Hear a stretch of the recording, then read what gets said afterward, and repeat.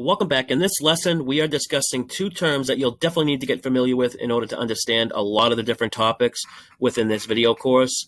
CLV, or closing line value, and EV, or expected value. I want to make sure we have a strong understanding on both. And although I am combining both these terms in the same video because they go hand in hand, there'll definitely need to be individual videos on both topics to completely explain each one, especially expected value. That deserves a couple different videos. But for now, let's make sure we know exactly what CLV and EV are. Closing line value, in simple terms, it's the difference between the line you bet a game at and where the line closes at. I find using visual examples are the best way to explain things. So let's just jump right into an example here. You made a bet at plus 110 odds, and assuming you've already watched the break-even percentage video, you can figure out that plus 110 odds has a break-even percentage of 47.6%. When the game starts, the odds on the bet you made change and are now went from plus 110 to minus 105, and minus 105 is a break-even percentage of 51.2%. That's the difference between what you bet it at and where it closed at is now 3.6%. This is your closing line value. There is another way to calculate closing line value, and it's using the VIG free lines, but that'll be a topic for a future video. Using another closing line value example here, let's say you bet Buffalo -9, and by the time the game started, the line was -14.5. You made a bet that beat the closing line by 5.5 points, and we can convert these points into a probability to find the actual closing line value. But again, for now, I just want to make sure we understand the basics of closing line value. Closing line value is the easiest way to identify what a good bet and a bad bet are. If you're getting closing line value, this means the market is in agreement with your bet, and you are likely on the sharp side, or at least the side the odds makers are respecting. Now, let's say you made a bet on Carolina +9 and it closed at plus 14.5. Your bet went against the market or has market resistance, and more than likely it's on the wrong side. But of course, it doesn't mean the bet will lose, but it does tell you something about your bet. You know, the closing line is considered the most efficient line, or the strongest, most accurate line, because the line represents all available information about the matchup, and it's been all factored into the line. So if you get a better line than the closing line, you not only have a closing line value bet, but you've also made a plus EV wager, or a positive expected value wager. And I'm sure you guys have seen the terms EV or plus EV. You know, a lot of people on social media throw that term around and like to put plus EV Bettor in their bio. But I'm sure most of them don't even have a clue what expected value is. But maybe they can watch this lesson and then they can have learn about it. But expected value, by definition, I guess, would be anticipated value on a future bet or a future point. It's calculated by multiplying each possible outcome based on the likelihood of each outcome occurring, and then summing up all those values. But in my own simple terms, to define, expected value, I'd say expected value is what you'll win or lose on a bet if you were to make that same bet over an extended period of time. The expected value formula is your win probability times your win amount minus the losing probability times loss amount. Now, stay with me on this one here because it's going to get a little tricky. Now, let's say there is a game. Both teams are -110, and you make a bet at -110, and you believe your bet that you made has a 54% chance of winning. Those are what you made for like the true odds on your bet. So your winning outcomes based on that over a large sample size of, let's say, 100 bets would be a net gain of $54, and your losing outcomes will be around a negative $50.60. The difference of these outcomes, $3.40. So this is your expected value. $3.40 based on a $100 bet, or 3.4%. But here's the tricky part. This is all based on your assumption that the true odds of the wager have a 54% win probability. You know, what did you do in order to come up with that number?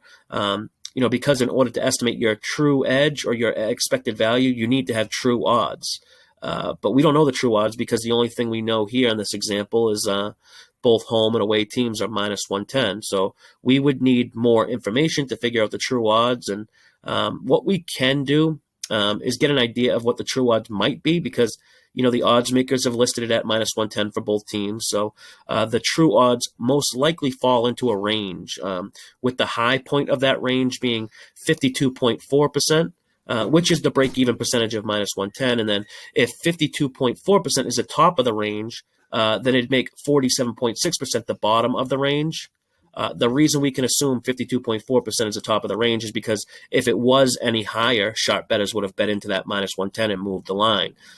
Basically, we know it's possible that the true odds are in this range simply because if they weren't, they wouldn't exist. They wouldn't be available. So the true odds are between 52.4% and 47.6%. If we have no other information to go off of, we can just take the average or the middle ground, which would be 50%. That would be the logical thing to do, but let's now say the line moved, which would give us more information.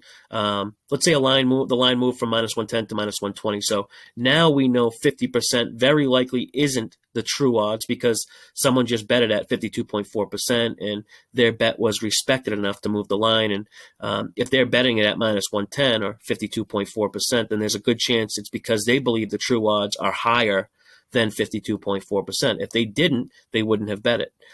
We also now have a top end of our range and what the likely true odds are, with the odds makers now setting a new market price of -120, which has implied odds of 54.55%. And if that line doesn't move, we have a good idea of the true odds are closer to 55%, because if it was any higher, sharps would have hit it again at -120.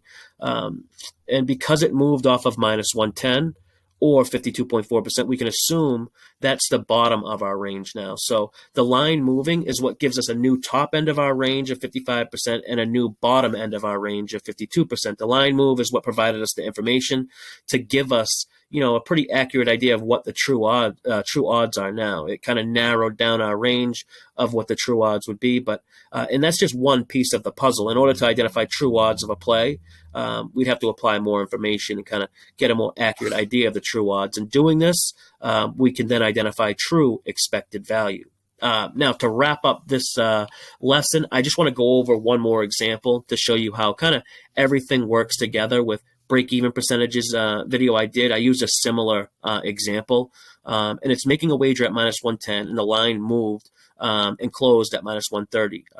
That means you have a wager locked in at -110, which has a break-even percentage of 52.4%, but the market and the efficiency of the closing line says the bet you have now has an implied probability of 56.5%, but at your price, you only need it to win 52.4% of the time to break even. So this is a positive expected value or plus EV play, which gives you an increased probability of winning long term. And if you're consistently getting closing line value or making plus EV wagers, and you do this over a large sample size, you're a mathematical favorite to win long term, or in other words, you'll very likely show profit.